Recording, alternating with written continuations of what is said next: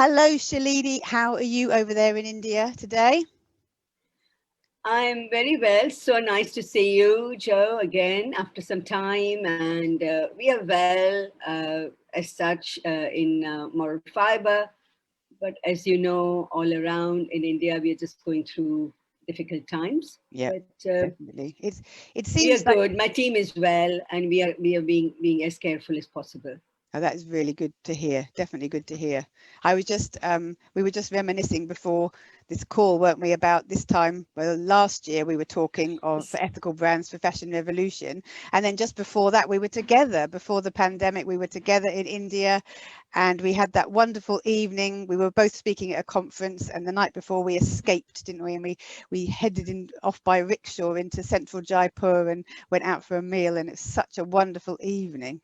My gosh, yes. And nobody thought that what was around the corner. None of us did. And No. we thought that, well, this is one nice step, and we planned how we are going to go ahead from that time onwards, what we should do, and the whole world came to kind of a halt.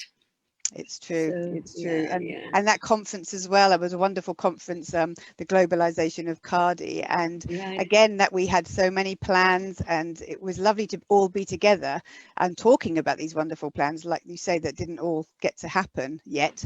But Right. now what wonderful memories, to look back and how we Absolutely, were together. absolutely. Yeah. Mm. But as you know, we all stay positive, and we feel that maybe it's a bit of a time, and that is also has a purpose. I also believe that this year, or a little bit more than that, has a kind of a purpose. That the reason why this has happened in a way for a purpose. Mhm. So of course there was a kind of a gap in what we really wanted to do and where we are now. I don't think it is apart from the pain and misery everybody has experienced. I mean, and my heart goes out to that. But there were lessons to be learned from this as well. And as a mankind, there are a lot of things that we understand, or we reconnect with from how the things were before. So Mm. No, I that's agree. that's my overall observation. Don't you think? Yeah. Yes, no, I totally agree with you. I absolutely agree with you. I mean, we've hopefully learned as much positive as we can do in the devastating situations that have happened. I mean, I said we were together last January. In April, I interviewed you for Fashion Yes. Revolution, and everything was really starting to kick off then, wasn't it? And after this session, I'm going to share the interview that we had Okay. last year, so people can compare the two if they'd like to. And so at that time, we were talking about the way that the impacts that were starting to happen for the rural community and for your business and for my business. Where does it come from? And I'm aware that Yeah. people listening to this may not know who we are, so I'm going to Of ask course. you ask you to give a very quick introduction to yourself and to the work that you do, if that's okay. Sure. Okay, so I'm Shailini Sheth Amin, and I have been a founder and a senior partner of an initiative called Moral Fiber. We are based in India, but I have also lived and worked in the UK and few other places. So in a way, I do have a bit of a global experience of sustainability, sustainable value. I'm an architect as a profession as well. So it's in the building industry, in heritage, in various kind conservation.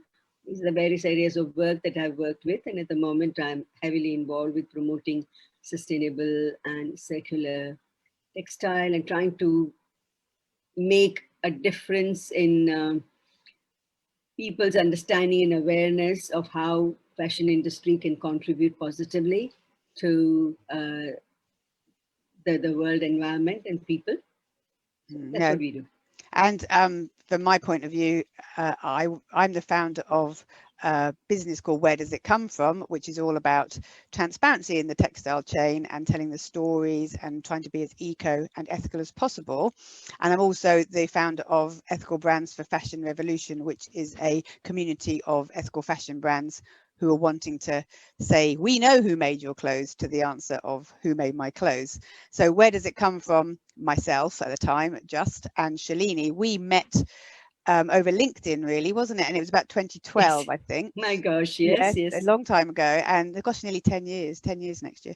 And we've become close collaborators in terms of campaigning, in terms of business, and also friends. And I've been lucky enough to stay in Shailini's house, and we've met many times in the UK as well. So we have a strong relationship. We've built a partnership for change, which is really special for me. Really Yeah. lovely to talk to you. Yeah, partnership for for the kind of goals that we both strongly believe in. I think that has always been a very strong bond between us. That Yes. it's almost like, you know, we learn from each other, but also we connect with each other because we have very similar and strong determination and views on things. So Yes. I think that has been very special. It has. It definitely has, and I can't believe it's nearly 10 years. I That's know. amazing, amazing. Anyway, so that's who we are. So this is really a follow-up interview from last year because a year has gone by. It's Ethical Brands for Fashion Revolution Revisited. What we're doing is Revisited is we're looking back at some of the best, most popular events that we did last year, and then revisiting with the people to see where they are now. So in that vein, I really want to ask you, Shailini, can you give us an update? How has it been for Moralfibre over the last year? How has it been for you? How has it been for the weavers and the spinners and the cooperatives and artisans that you support? I think if I recall last time I talked about how the corona was affected just around that time we were in a lockdown. So I explained to you what effect it was having on the artisans, how they were losing work because they were completely based or reliant on shops and exhibitions, and all of that had stopped completely because of the lockdown and the conditions everywhere else. That their mobility had stopped, and it was very difficult. But I'm quite pleased to say that in all these difficulties, there have been some extremely positive changes that has happened within the artisan community and people like us in India. Um, Artisans themselves have, and the activists and people have themselves created organization like Creative Dignity and supporting artisans and all that. And they have got themselves together. The school children, the design school people have got together, and they have created a kind of a network where artisans who are based in the villages, they don't have the or many of them didn't have the know-how of how to use the camera or take the pictures and all that.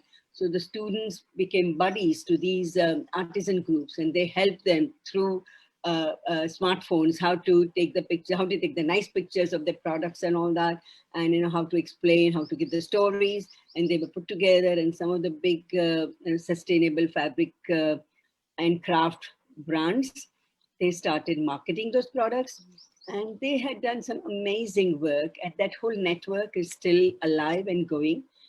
And I know, as I was saying, that sometimes all these difficulties get the real grassroots people and real thinkers and real action oriented people get going.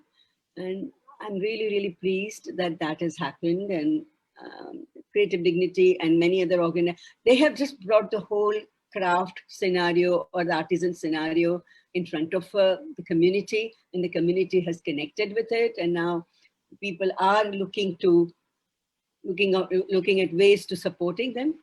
So That's that was one positive story in amongst everything else that has been challenging and difficult.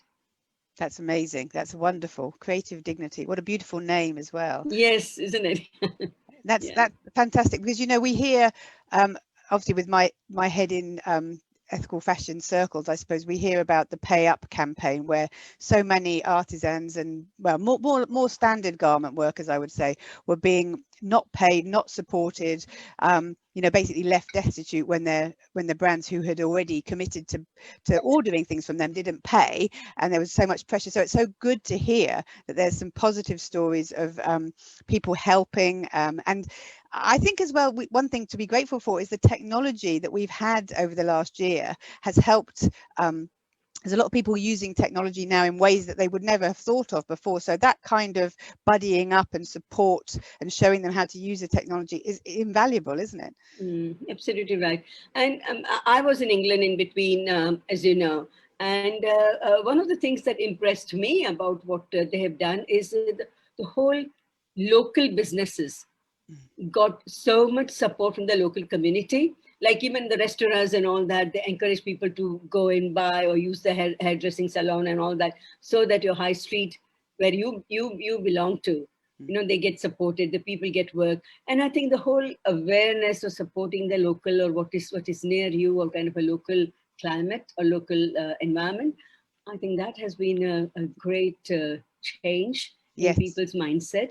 Yes, I think a lot at the lowest of the level, which is fantastic. Yeah, I think that's really true. I think a lot of people, certainly in the UK, in my experience, were focusing on trying to keep the businesses that they love alive. We saw big businesses falling down. We've lost a lot of big businesses, and a lot of it seems like every day we're hearing of another small business that has collapsed, but also big businesses. So I think it's up to you now. If you value this, support it. I mean, where does it come from? I'm so grateful. We similar to you, we switched over to making face masks in May, because we lost all of our business contracts.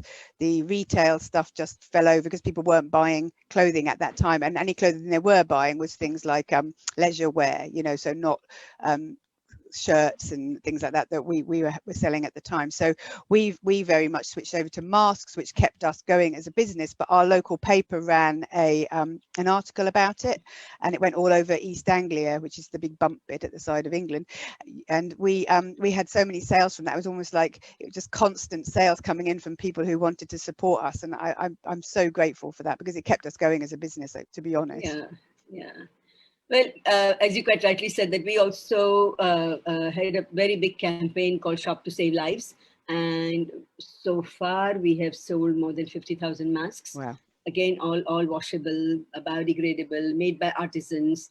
So that was our direct way of supporting. And along with that, and like what you said, we also got so much media attention and attention on the social media.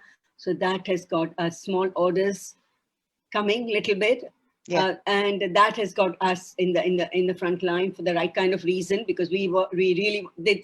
It was quite clear that we really wanted to support the artisan and support the community. So that really helped. Yes, us, I think so. Yeah, when people realize, when customers realize that the reason that you're doing it is, yes, to survive as a business, but you have another reason, which is to do the right thing. And that is what I always say to people. Yes, but every time you buy something, a mask, one of our masks, for example, you've got the QR code to trace the story, so you can see the people who are working on them. And for our masks, as you know, it was in Maharashtra, the Gram Sewa Mandal cooperative who made them. A wonderful story from there.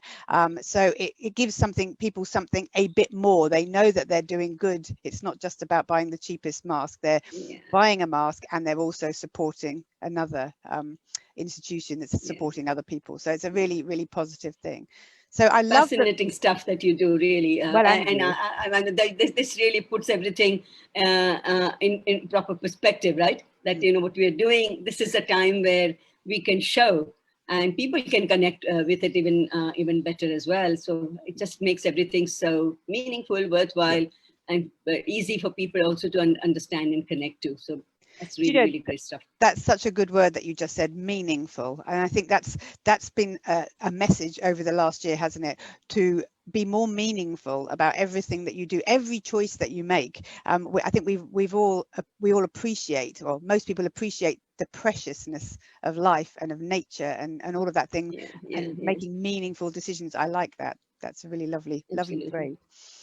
So you've been very good at telling us about the positive stories, which I hugely appreciate, that you're doing that. And I know that you've really battled through some struggling times over the last year, as many people have. And but I appreciate that you can look and see the positive things that come out of that, which, as we all know, is the best way to move forward. Absolutely. Definitely. So we talked a little bit about nature actually there. So what do you think, in the bigger picture side of things, has been the impact on the environment and on people's perception of nature. Yeah, I'm glad you asked that, because that's exactly what we have been trying to work on and develop. So lot of thinking has gone in these at this time, because the orders were coming down, but you become more observant, you become more sensitive, and you see that people around us are getting a bit more a lot more sensitive and understanding as well. They all have a kind of a pause to really think it through.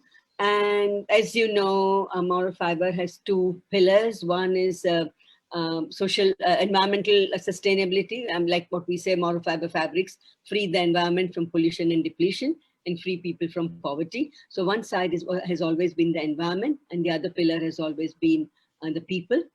And we realized that to tell the stories of the environment, which is becoming more and more significant, important, and uh, absolutely imminent, because the climate change is something that is upon us, and we have all seen what nature has gone through.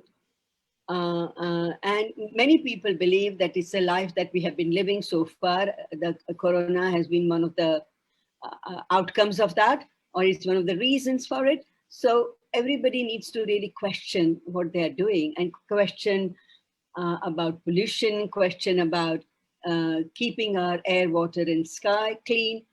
So what we have done, and we actually have, you will see it in probably a week or so time, that we're completely rehowling our website and our proposition. I mean, taking it to the next level. That's the best way of putting it.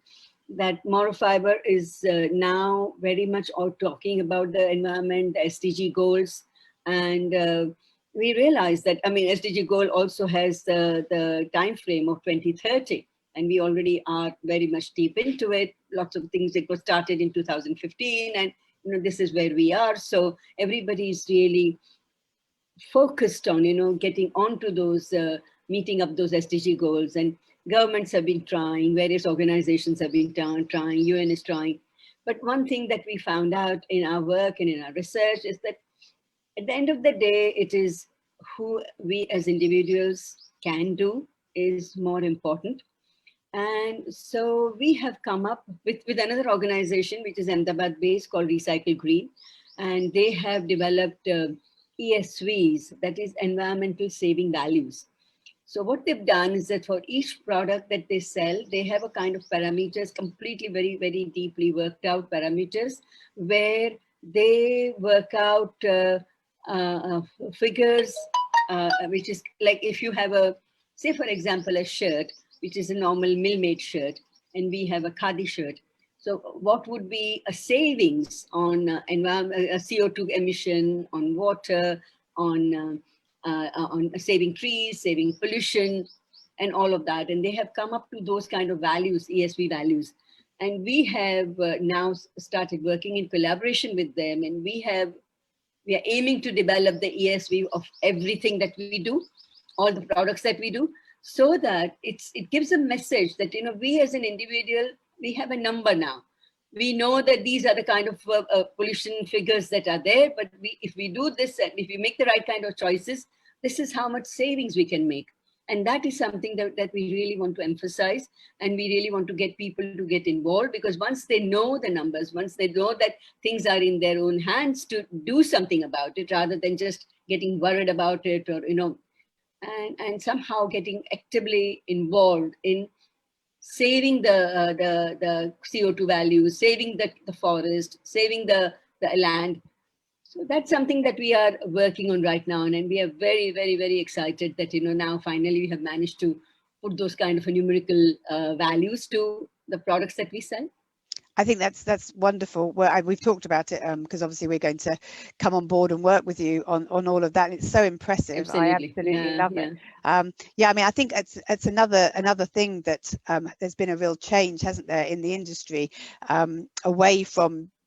moving on from developing from the stories of things to talking a lot more about the impacts of things. And SDGs is Sustainable Development Goals is a large part of that. And I think, as you say, there's now much more need for measurable impact to be able to say, so people can actually say, like this scarf, for example, I know that by buying this scarf from where does it come from, that was made by Moralfibre, we are saving this much from, compared with buying a scarf from a high street brand. So I think that's going to be absolutely amazing when that is available for all of your products, you know, and I'm certainly going to be shouting at that from the rooftops. And I think it's the same from the social side as well, isn't it? I mean, I think finding some way to measure, because we know, you and I know, because you see it every day, and I've seen it when I visited and heard from you about it, about the positive impacts of working with artisan groups and rural marginalized groups and cooperatives. We know that you're providing livelihoods, but being able to actually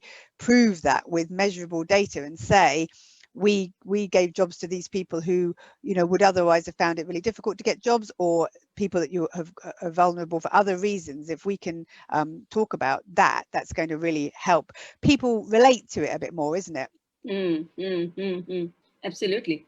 You have been doing quite an interesting work on impact as well, weren't you? Yeah, no, we're looking as well at the social side, and I'm going to hopefully work with you on the environmental side, because I just find it a bit of a potted history. I don't even know if I've spoken to you much about this as a bigger picture, but where does it come from? Obviously started off as a retail brand purely, and really over the last couple of years I've been trying to drive that into more of a B2B business, primarily, well, two reasons really. One is because there's been a lot of emerging ethical fashion brands that are doing a fantastic job, and as far as I'm concerned, I'm happy to let them do that job of creating ethical fashion and doing amazing things.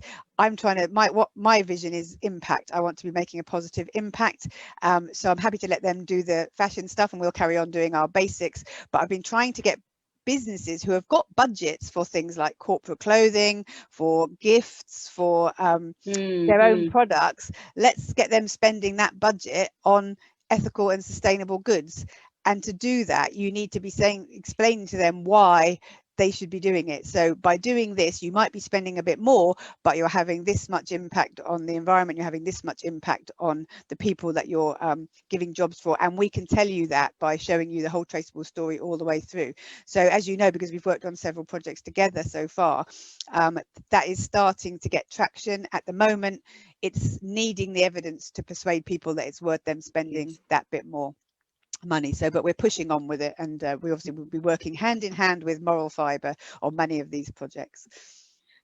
I'm so excited that now that you take all the work, the hard work that you've done, and you made these where do the clothes come from, the transparency to such a high level, by talking about it constantly, and communicating with people and selling the products accordingly. Now you're going up to the next level of talking to the corporate. I think that is where the measurables always come very handy to them, because they want to measure their own impact. And I think this is probably the best time for everybody to be able to do that, and to be able to use this opportunity to make wise choices. It's not that we are saying that you don't choose anything, you don't have it, but you make the wise choices. And I think that is where your contribution is going to be so fantastic. And I really, really wish that more and more people buy into it and get the impact analysis done. So yeah, it's very exciting times. Yeah, it is really exciting, actually. I mean, at the moment, what we're seeing, to be honest, is we're talking to a lot of businesses, as you can imagine, and smaller businesses, I would say, that already have this ethical, sustainable vision. They're very much up for it. Some of them can't afford it, but we build the relationships with them, and sometimes we may compromise a bit on products. So they'll say, I want to buy, I don't know, 1,000, and actually I can only afford 200, which I know you and I find that sometimes slightly frustrating, because that's a huge amount of work for a small amount of output. And what we really want is the bigger companies to take those same steps and say, well, we're going to buy 10,000 of that, 20,000 of that, because then we can start having the traction, can't we, between us, of making real change, making real positive impact. Absolutely. So if anyone's listening, come and talk.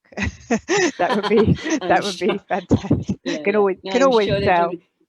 Yeah, but anyway, at least even sometimes I feel, Joe, is that of course people are going to buy it, and we want people to really buy into it.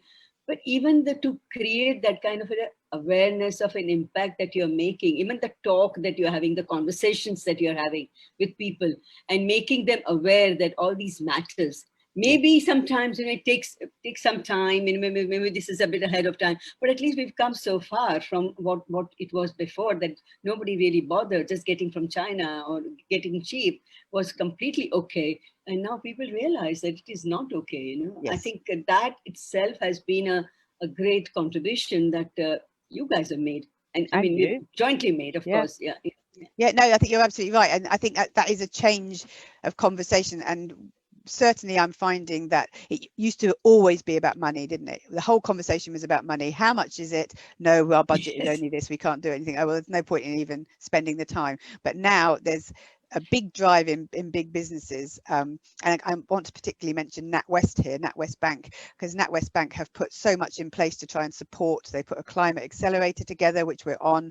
Where does it come from? It's on. And they're doing all sorts of projects, and they don't just talk about the money. Of course, as a business, you have to consider the money, but there are other measurable impacts on your marketing, on your corporate social responsibility, and on staff retention, because people want to work for a business that is doing Yes. good, and you and I know we're both working currently on a project with a big financial auditing company, and if that comes off, that will be a major step forward, because that's a company that would always have looked at the bottom line, now looking at Yeah. bigger things. So Yeah, and important they step. can then take the lead, Joe, which is going to be great. The companies like that, the companies that you're working with right now, and once they take the steps towards it, I think they themselves become so dual advantage, that they would use it, but at the same time they can become the thought leaders Yeah. and action leaders, I suppose, so Yeah. that others can follow that. Well, if they can do it, we can do it. And I think that is it's always challenging, it's always difficult, it's always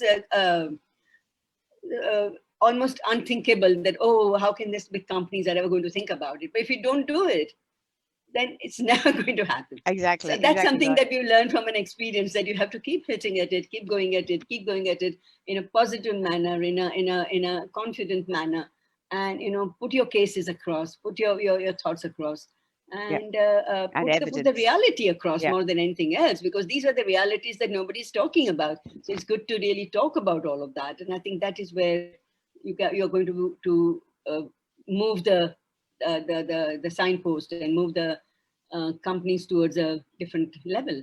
So Well, I think that's somebody, fantastic what you're doing. Yeah. thank you. Somebody very clever said to me a couple of years ago, and I'll name drop her. It's Claire Lissaman, the founder of Arthur and Henry Shirts, and she said to me a couple of years ago when we were having a conversation that basically a lot of smaller business might go under.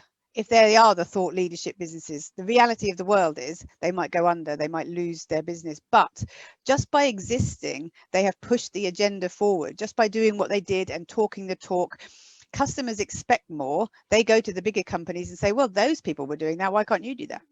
So although financially their vision that might be just to drive the conversation forward, even if they don't succeed as a business themselves. And I find that quite heartening, in a way, that you think, well, it won't have ever been a waste. If whatever happens in the future, it won't ever have been a waste for any of us, because we'll have pushed the Yeah. story forward. Anyway, I'm Yeah. thinking of time. Just one more thing Oh I yeah, you wanted go to ahead. say. Yeah, one more thing I wanted to say. Well, it is something that when you're talking about the name and somebody said that, I remember it was not your words, but you have always coined the word human to human. And we are going to use that for our next campaign, that human to human without costing the earth. That's lovely. That is So lovely. that's No, something that we are going to take forward. So that's something which you contributed to Moralfibre thank while we you. were talking about it. Yeah. So this is going to be human to human without costing the earth, is Yeah, I something that think we're going to go ahead with. I don't remember where that came from. I think it just came out of a conversation because you have B2B, don't you? Business to business. And Yes, for me, yes. as you know, I get really cross with this whole, oh, it's just business. It's not personal. It's just business. But no, we're all humans at the end of the day. We're all Absolutely, people. absolutely, Anyway, absolutely. talking of people, that brings me on to my next question, which will probably change the mood a little bit. We're hearing terrible reports on our news and from friends and colleagues in India about what's happening there. So first of all, I want to give you my sympathies and tell you that you're all really in our thoughts at the moment. But if you could give us an outline of the situation that you're seeing, that you're hearing from for yourself, and also the artisans and the rural marginalized communities that you're working with about the current situation with the pandemic. And also, if there's anything that anyone listening can do to help, please let us know. Okay. Yes, of course it is painful. Of course it is painful to see there's so many people struggling. And I think, as I explained to you in the beginning, that the whole thing sort of shot up so fast, and this new strand that has come up, that creates people who really get corona, they get the breathing problem very quickly in 2-3 days time.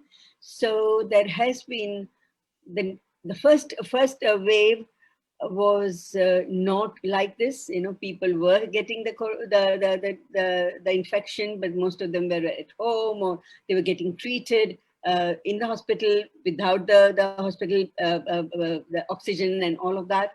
But this trend is something that really goes into the people's lungs very quickly, those who get affected, and that is why. I mean, I'll give you an example that in my city, Ahmedabad. We had generally the oxygen need was something like 75 units a day, and within 2 days the oxygen need became 1,000 plus units. And I'm not saying that, I mean, of course, at the moment, everything looks really, really negative, but we also know that the government and the municipal corporations and the hospitals and all that, they're increasing the beds, they're increasing the supply, they're increasing. But the way things are happening, it is completely out of hand for anybody for that matter. And everybody agrees that what is happening in this last month in India is unprecedented. You talk about Brazil, you talk about USA, but this was a very quickly, very fast, very quickly, like it was like a fire. It sort of really engulfed everything. So that was one thing. Second thing was that last year it wasn't really affecting the villages. This time they do.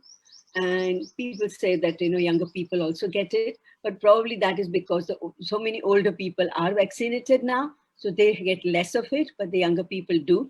So that is another reason where it is a lot of concern. And at the moment, I mean, more than anything else, it is just supplying oxygen and supplying the medication and all that, and trying to coordinate everything. We are very, very grateful now that we hear that we are also getting support from other countries. But it is painful. It is really, really sad to see how people are struggling for the basic things. And it can't be helped. I mean, no matter you as many blame games you can make to support the political parties that you believe in, the support the governments that you believe in, all of that. You can have as many battles as you want, but that is at the end of the day, the supplies has to be there and the support has to be there, and everybody has to be working together to do that.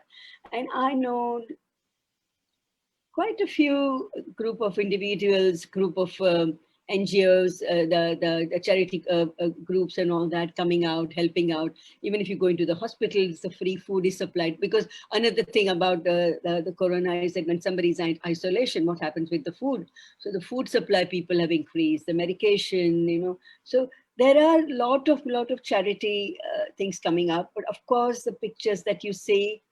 And one thing I wanted to say here is that I'm sure other countries, including UK and Brazil and America and European countries and all that, they have seen huge number of losses, huge number of deaths, and they must be going through very similar thing.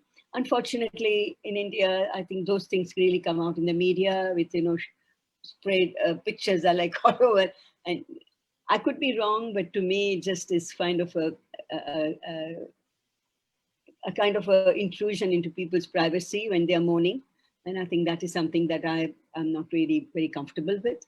But I suppose that's the freedom of press, and freedom of press does help because it brings out the issues. But sometimes, you know, all these aspects also come up.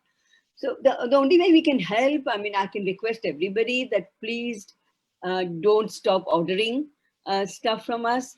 and don't stop your, or if you are not buying from artisans from India, please do that. There are lots of other, apart from what Moralfibre does, as I said, there are lots and lots of other portals where they specifically support crafts. And if anybody's interested, I can give you the details and the names and all that, be it fabric, be it,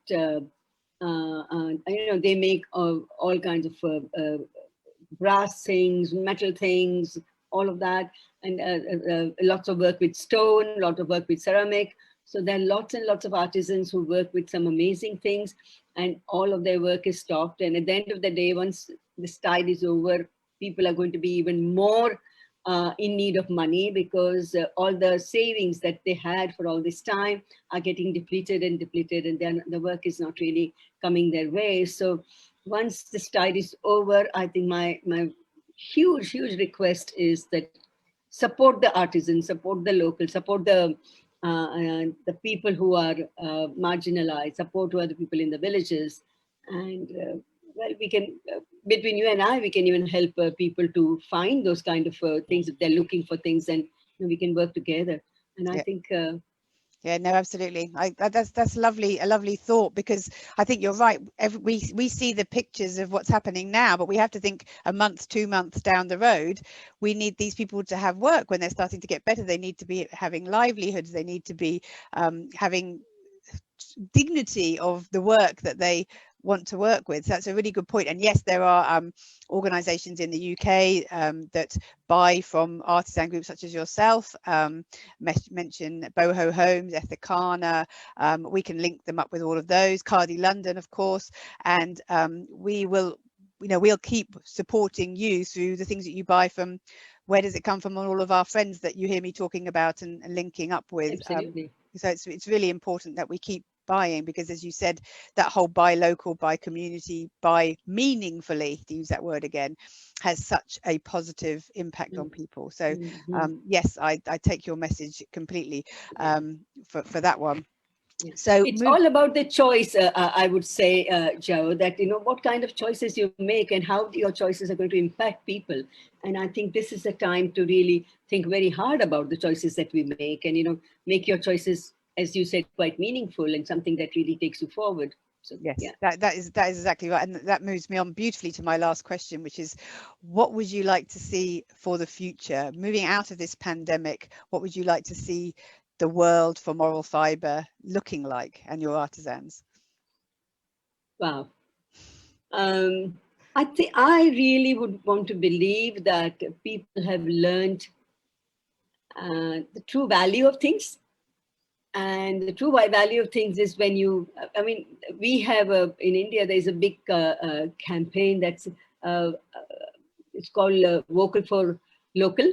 Means that I think what our Prime Minister was trying to say is that anything to make it into a kind of an international brand, it has to be very popular locally.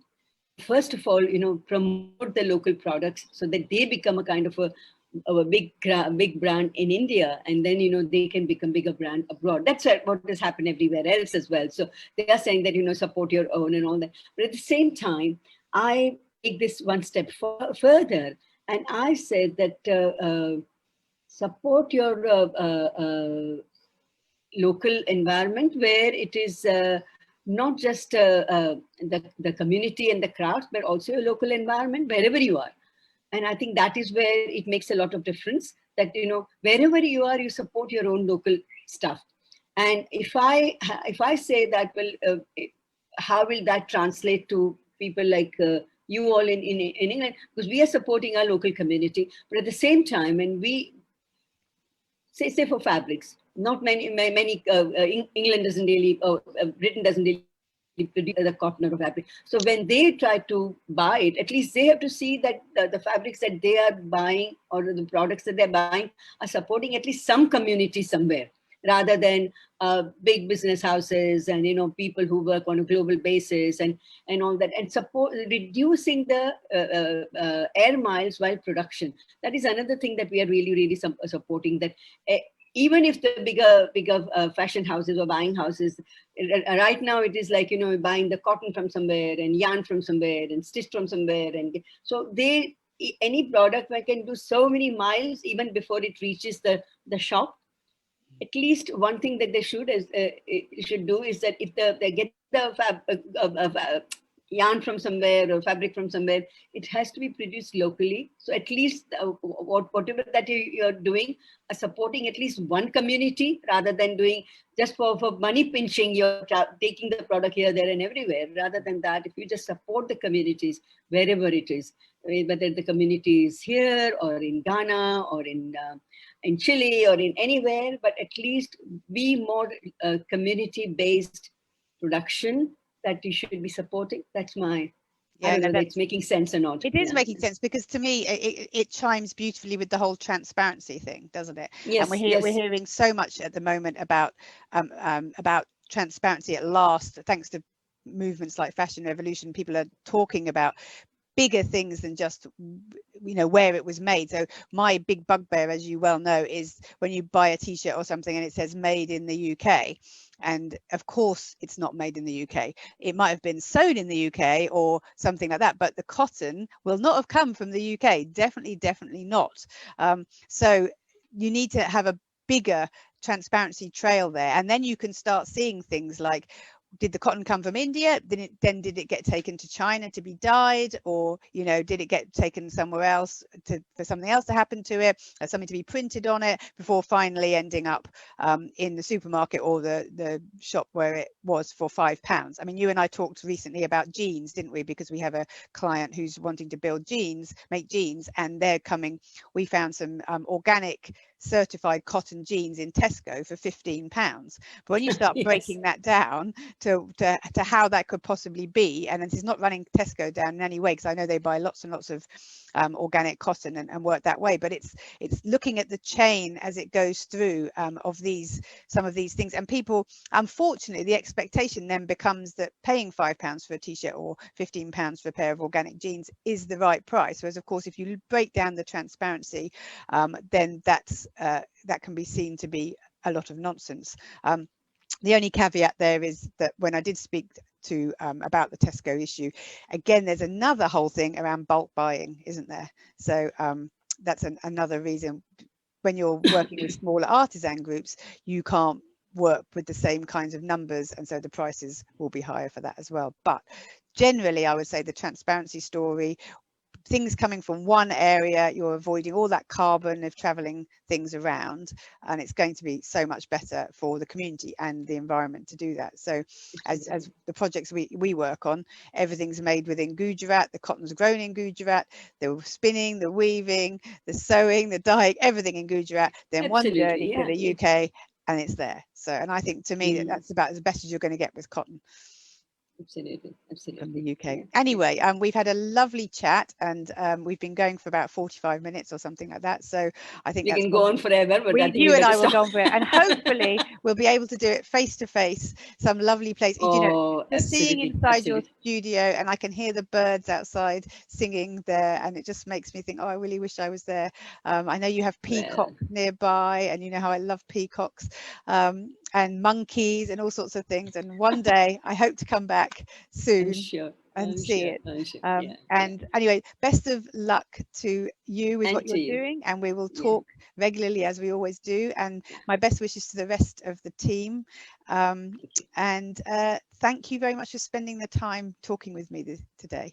Thank you so much, Joe. It was really great talking, and thank you for inviting me for this chat, and all the very best. And all the very best for all of us. Yeah, thank you. And I will say goodbye. Thank you. Bye-bye. Bye-bye. Bye.